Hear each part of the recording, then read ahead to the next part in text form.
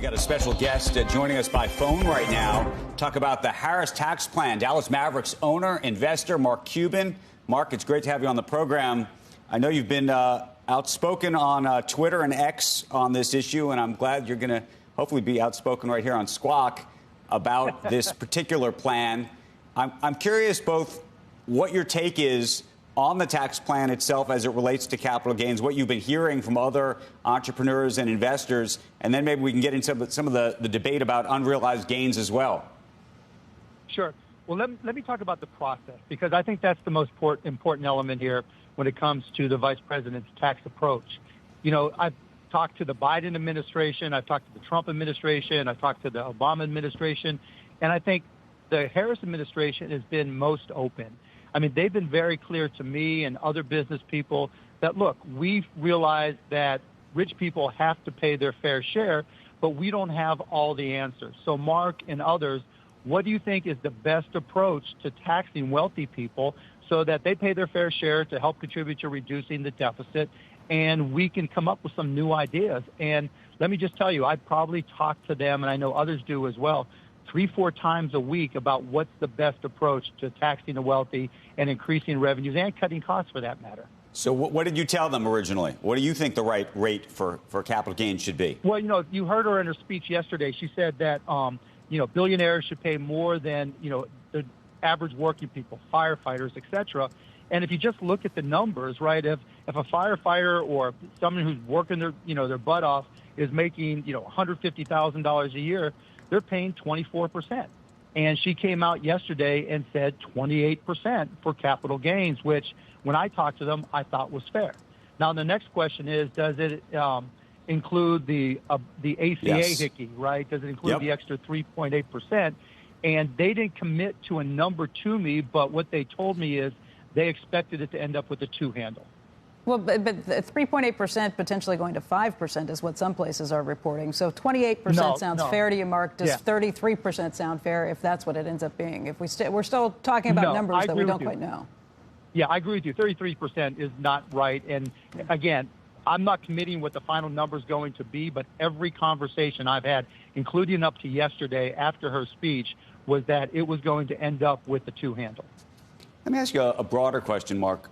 A lot of folks have come on our broadcast who are critical of the vice president and her campaign have suggested that she's a progressive and that she is going to operate very similarly to Biden, or in some cases, people have suggested she's going to operate even more to the left of Biden as it relates to regulation, potentially taxes, other things related to business. On the other side, you hear, at least privately, from folks in and around the Biden campaign saying, no, we're really tacking to the middle. What do you think is really happening here? Kamala Harris is pro-business. This is Kamala Harris's campaign. It's not Joe Biden's campaign, right? Kamala Harris is not Joe Biden. They're very, very different. She's trying to be, again, this is my perspective, she's trying to be very respectful of the president and everything he's proposed. She's trying not to directly contradict him in any way. So she talks a little bit around the subject when it comes to taxing in particular, but she's going center 100%. I mean, literally, if you read the transcript of her speech yesterday, she's talked more about entrepreneurs and helping them have access to investment and making it easier for people to invest in startups than any president that I've ever heard talk about startups and entrepreneurs. So to the extent literally, she listens, right? This is not something where it's just her policy team comes out and says, Mark, or whoever, let's hope this works.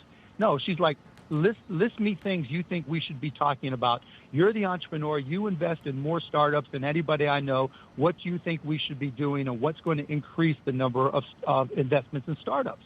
And I've had other conversations with her team where it's like I literally go through and say the higher the capital gains tax, the more difficult it is to invest in riskier investments. And the people who have the hardest time getting risk capital are women, people of color, young kids that are coming out of colleges. Exactly. The people you want to take risks on, the higher the cap gains rate, the harder it is to invest in them for obvious reasons.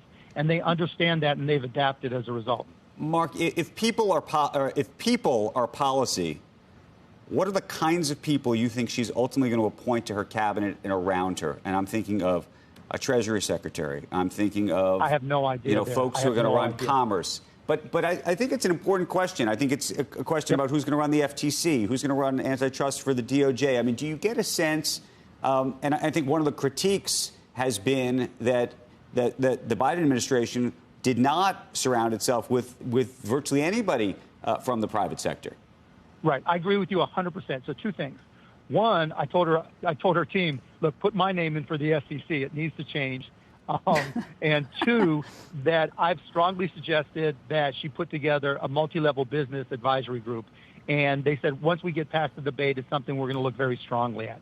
And when the details of that I suggested were, one, you have small entrepreneurs and just a council of those types of business people. Two, medium-sized companies, because they have different issues than smaller, larger. And then, the big companies, because they're going to have a completely different perspective. Because the advisory groups that I've been on, there's a whole wide range of people, and it's hard for anybody to come to an alignment because we all have different priorities. But by having this three-tier council, and again, these are just conversations I'm having. I'm not committing to anything for them, but they're very open to them. Hey, Mark, I can't stress enough that they always say, give us your ideas. Give us your ideas. And when I talk to other business people, they're saying the same thing. Right. She's and that's literally a distinction. having conversations. That's a distinction.